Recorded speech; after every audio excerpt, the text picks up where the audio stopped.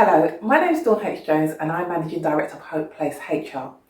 And we help organisations deal with challenging and often frustrating problems so they can focus on their priorities and build successful, thriving teams. Now, today's topic is called Disciplinaries Should Not Be Punitively Motivated. So let's start by defining what a disciplinary process is. Then we'll look at, or I'll explain what the word punitive means. Now, according to the Advisory, Conciliation and Arbitration Service, ACAS, a disciplinary procedure is a formal way for an employer to deal with an employee's unacceptable or improper behaviour, misconduct, or performance capability.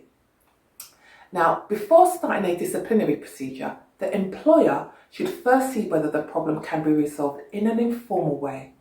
Now, this can often be the quickest and easiest solution, and the employer should try and resolve the issue with the employee by privately talking with them and any other staff involved. Also, listening to their point of view, and then agreeing, if it's appropriate, improvements to be made. And as well as other solutions may be setting up a training or development plan if it's a performance issue. Now, managers who follow ACAS principles and organisational policies can save themselves and their organisations time and trouble. Also, they're able to demonstrate fairness and transparency as part of their daily practice. And also, potential issues can get nipped in the bud. Now, in my experience, this approach, the one that ACAS has outlined, cultivates a healthy workplace culture, reduces sickness absences, disciplinary and grievance. Employees understand that they are valued, they enjoy coming to work and they want to go the extra miles. Now, even if cases proceed to a formal disciplinary process, the reasons for doing so are transparent and the outcomes, whatever they may be, are demonstrably fair. For example, I've had people genuinely greet me after they've gone through a disciplinary process on which I've advised the manager. Why? Because the manager who led the process and I treated them with dignity and respect throughout the process. Now, someone I spoke to recently who also chaired the disciplinary process told me a similar story recently. I can't emphasise enough that it matters how we treat people irrespective of their circumstances. Now, on the other hand, a punitively motivated approach is very different. Punitive means to inflict pain or punishment on an individual or group.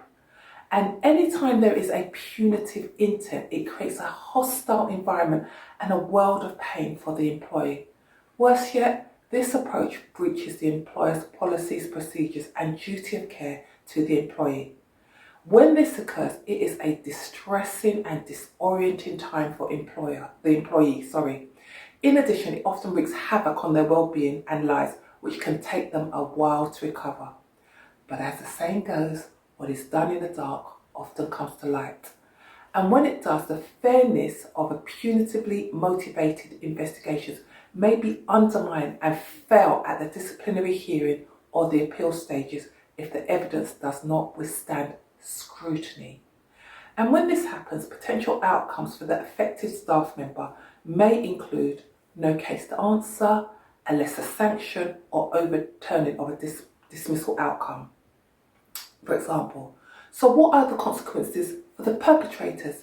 At best, I mean the very best, they face exposure and embarrassment. At worst, they face disciplinary action. And on top of that, the organisations and or perpetrators may face legal, reputational and financial consequences. Now, there are plenty of employment tribunal outcomes that bear out those consequences. And one that springs to mind is an organisation and 3 individuals who had to pay $1 million each to a former employee. Yep, you heard that correctly. Along with the organisation, each individual had to pay $1 million from their own pockets. Plus, employment tribunals are a matter of public records. Anyone can look at them. So, as you can see, the consequences are very steep. So, how do you ensure that you remain fair, objective and supportive during the disciplinary process?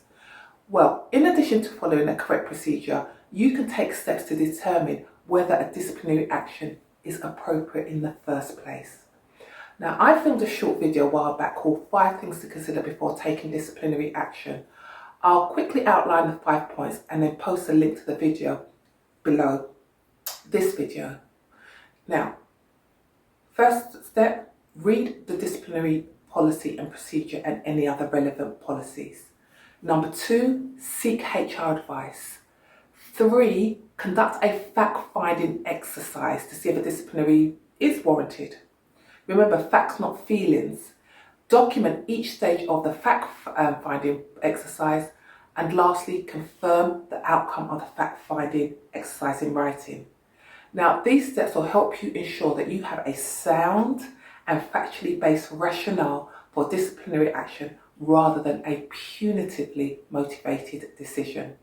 Remember to be fair and transparent and HR-wise so everyone can thrive. I'll see you soon. Bye-bye.